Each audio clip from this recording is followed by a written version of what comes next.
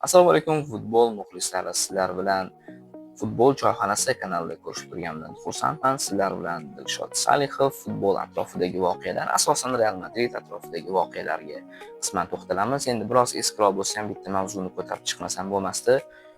Ya'ni Real Madridning ichki holati, Real Madridning bir yildagi muvaffaqiyatsizliklariga sababchi bo'lgan insonni, ya'ni ichidan bitta nazar solishga undagan bitta mavzu bor. Bu o'sha Arbeloa davridagi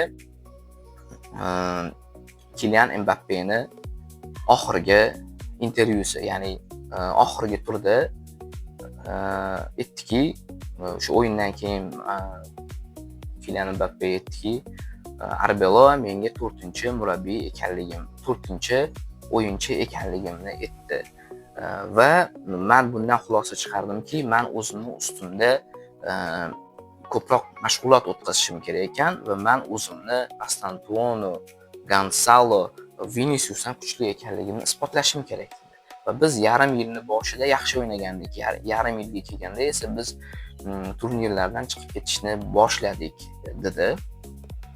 Va bu narsa nimagadir heytga sabab bo'ldi. Bu narsa o'sha Mbappening o'zini o'zi oqlashi hamda Arbeloaga nisbatan negativ tushunchalar borligini ko'rsatdi. Men aslida bunaqa ko'rmayman. U gapni misol uchun jurnalistlar keyin Arbeloaga murojaat qilishdi. Mana senga shunaqa gaplar aytibdi, sen haqingda shunaqa gaplar aytibdi.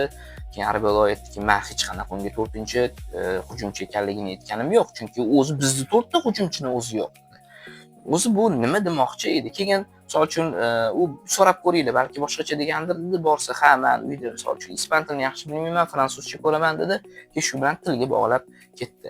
O'zi aslida intervyu qanaqa bo'lgan edi? Men o'zimcha endi aytib o'tdimki, u mana bunday degan. Biz yilni yaxshi boshladik, Xabi Alonso bilan yaxshi boshladik. Yarim yil keyin Xabi Alonso ketdi, Arbeloa keldi va biz turnirlardan chiqib ketishni boshladik, lekin bunga Arbeloaning aybi yo'q.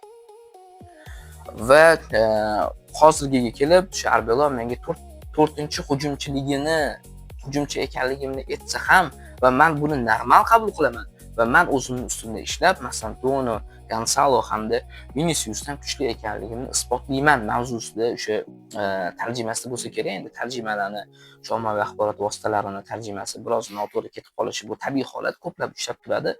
Nimaga bunaqa dedi? Nimaga aynan yarim yillikni gapirdi? Nimaga Xabi Alonsoni qo'shib ketdi? Va aytib o'tdiki, Xabi Alonso bilan mening munosabatlarim zo'r. Chunki bilamiz, misol uchun Xabi Alonso Real Madridga kelganda o'ta taktik o'yin o'ynataman deganda, uni bosh markazida Mbappe turgan va Mbappe atrofida yig'ilishi boshlagan Viniciusni rotatsiya qilib, Rodrigoni bu yoqdan Güllerni tushirgan jamoani zo'r shakllantirgan. Jamoa juda zo'r o'ynagan. Menga rosa yoqqan. O'sha El Clasico'da ham 2-1 hisobida yakunlangan bo'lsa ham Barselona hech nima qila olmagan. Men bunchalik oxirgi paytda bunchalik ojiz Barselonani, o'sha El Clasico'dagi ojiz Barselonani ko'rmagandim. Va yaxshi o'ynadi, zo'r yutishdi, bo'ldi. O'sha meni hayolimda bo'ldi, Real Madrid ketma-ket yana bir o'sha o'zini tomiriga tushib oldi, o'sha qoniga tushib oldi deydi. Bo'ldi, o'zini yo'lida xuddi shu ruhlarda davom etadigan bo'lsa, biz ketma-ket Chempionlar Ligasi emas, ketma-ket trebillar qilishimiz mumkin edi. Chunki Xabi Alonso bungacha isbotlab qo'ygandi. Oddiy komanda bilan 3 ta turnirda finalgacha chiqib, bittasini mag'lubiyatga uchradi, Atalantaga 4-0. Agar buni qo'lida, misol uchun Xabi Alonsoning qo'liga Real Madridning tarkibini berib qo'ysangiz, tasavvur qiling, trebillar ketma-ket. Bu normal holat bo'ladi. Va lekin o'rtada o'sha nima deydi, bir nimadir voqealar bo'ldi. Ana Mbappe o'shanga shama qotdi-da. Va Xabi Alonso ketishga majbur bo'ldi. Finalda ketayotganda ham nima dedi? O'sha esingizda bo'lsa, Mbappe travma olgandi. Va travma olgan holatda ham tushib o'ynab berganki, va uni sababini o'sha keyin ommaviy axborot vositalari e'lon qildi. Mbappe travmada bo'lsa ham o'sha aytgan ekan, shu Xabi Alonso siz uchun o'ynab beraman, yutsak qolasizmi degan, ular o'zaro o'rtasida anaqa bo'lgan. Og'zaki bay bo'lganda. Lekin nima bo'lgan bilmaymiz. Keyin rozi bo'lganmi, bo'lmaganmi, Mbappe o'sha nosog'lom holatiga tushdi, harakat qildi, lekin yutqizib qo'yishdi. O'sha ertasi kuni Xabi Alonso iste'fo e'lon qildi va o'sha keyin Arbeloa keldi. O'zi Arbeloa tayinlanishi umuman nimagadir men uchun mantiqsiz hisoblanganda shunchaki mavsumni tugatib qo'yish, ikkinchi o'rinni muqobil egallab turish bo'yicha, ya'ni hech qanday kuboklarga nima deydi, da'vogarlik qilmasdan bo'lgan va shu bilan birga ular mavsumni yakunlayotganda asosiy mavsumimizni deyapti. Pravaliga sabab, muvaffaqiyatsizligi sabab bu o'sha Vinicius deyapti. Ya'ni o'sha qo'sh tirnoq ichidagi yig'loqlarni aytyapti-da. Agar deydi, o'sha to'g'ridan to'g'ri aytganda, endi misol uchun qo'pol qilib aytadigan bo'lsak, Vinicius, agar sen o'sha paytda yig'lamaganingda, El Clasico'da o'sha zaxiraga olinayotganingda yig'lamaganda, o'zingni yomon ko'rishingni ochiqchasiga e'tirof qilmaganingda, ko'rsatmaganingda, xo'p bo'ladi deb uni nima deydi,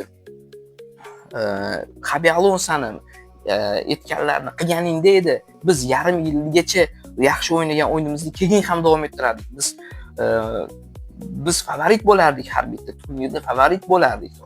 San va sandagi o'sha yig'loqlar, Xabi Alonsoga quloq solmaganlarni biz mavsumni proval yakunladik deyapti.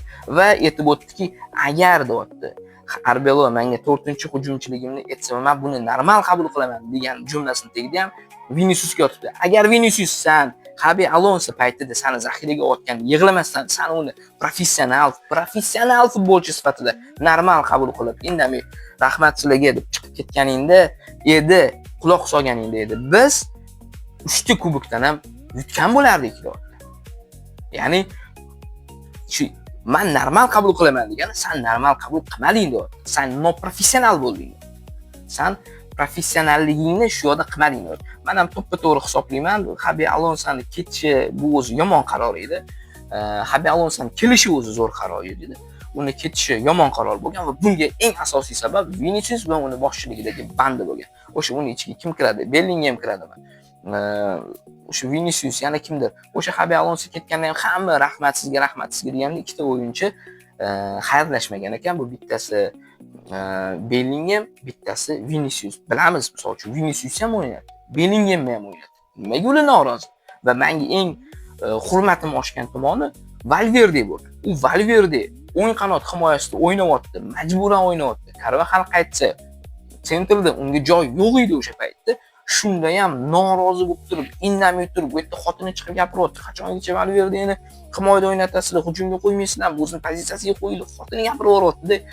U shu holatda ham, ya'ni o'zini Real Madridda kelajagini ko'rmayotgan holatda ham Xabi Alonso ketgandan keyin nima dedi? Sardor sifatida aytdiki, rahmat sizga, siz bilan yaxshi ishladik, maza qildik dedi. Mana shu yerda o'sha Vinicius ham, Mbappe, Bellingham ham Valverdeni ishni qilmadi. Vaholanki ular Valverdega nisbatan o'ta qulayroq pozitsiyada o'ynagan, ya'ni o'zini pozitsiyasida o'ynagan. Valverdega o'xshab yoqmaydigan pozitsiyada o'ynamagan, o'zini pozitsiyasida o'ynagan va doimiy o'ynagan. Shunda ham ular tomonidan norozigarchilik bo'ldi, ular tomonidan quloqsizlik bo'ldi. Shuning uchun Xabi Alonsoni ketishiga eng katta sabab bu Viniciusni noprofessionalligi, Viniciusni qo'pol qilib aytganda nafsi bo'lgan. Shu birgina shu Viniciusni birgina shu bitta 7-raqamli bitta qora voy bolani yig'li yurishi uchun bitta butun boshli nechidir million Real Madrid muxlislari trofeysiz mavsumni o'tkazdi. Ya'ni yomon mavsum ko'rishga majbur bo'ldik. Men bu mavsum uchun Viniciusni kechirmayman. Va men o'zi 2 yil oldin aytardim, Viniciusni sotish kerak. Viniciusni sotish kerak. U Vinicius ham bizni Real Madridda imajiga, marketingiga to'g'ri keladi. Hech nimasiga to'g'ri kelmaydi. U heytlarga sabab bo'ladi. Real Madridni shunchaki futbol tushunmaydigan odam, endi futbol qilib kelayotgan odam Vinicius deb Real Madridga muxlislik qilmaydi. Yamal deb Barselonaga muxlislik qilishi mumkin. Lekin Real Madrid deb hattoki Vinicius deb Realdan kechib qolish ham mumkin-da. O'shaning uchun men bu mavsum uchun Viniciusni kechirmayman va eng asosiy aybdor Viniciusni hisoblayman. Shu Viniciusni o'zini professional tutmagan, ya'ni ular endi nimaga bu gapni ko'proq gapirayotganim sababi bor. Ular Real Madrid dunyoning eng zo'r komandalaridan, top 3 taligini bittasida deylik, men eng zo'r komandalardan bittasida o'ynayaptimi? Kechirasan, sen o'zing professional tutishing kerak. Sandan oldin o'tdi Modric indamay o'tiribdi. Sandan oldin o'tdi Kroos indamay o'tirgan. 40 yoshli oltin to'p sohibi indamay o'tirdi. Zaminadan tushayotganda, nechinchi minutda tushayotdi, indamadi. Kim o'tiribdi? Sandan oldin Benzema indamagan. Cristiano Ronaldo o'ynagan paytda o'zim dovrini tutgan. Sen kim bo'psan? Aynan sani nolishing, yig'loqliging deb biz Xabi Alonso bir perspektivniy treneridan ajraldik va mavsumni yomon yakunladik. Va bilmayman, men Real Madridni yana nechidir yildan keyin bu holatga chiqishi mumkin. Aniq Mourinho bilan bunaqa vaziyatga chiqmaydi, bunaqa yaxshi holatga chiqmaydi. Undan keyingi sezonlarga chiqadi. Ya'ni biz yana bitta mavsum yakunladik-da, tugatdik, yutqazdik-da do'stlar. Shu menga alam qiladi va bunga eng asosiy sabab Vinicius. Vinicius o'shaning uchun Real Madriddan ketgani ma'qul. To'g'ri, Vinicius bilan biz ko'p narsani yutdik. Vinicius bilan Chempionlar Ligi eng asosiy qahramonimiz bo'ldi. Lekin bizda hozir Mbappe bor. Bizni eng asosiy yulduzimiz Mbappe. Bo'ldi, biz Mbappe uchun o'ynashimiz kerak. Va buni futbolchilar his qilish kerak, uni lider deb tan olish kerak va u orqali o'ynashimiz kerak.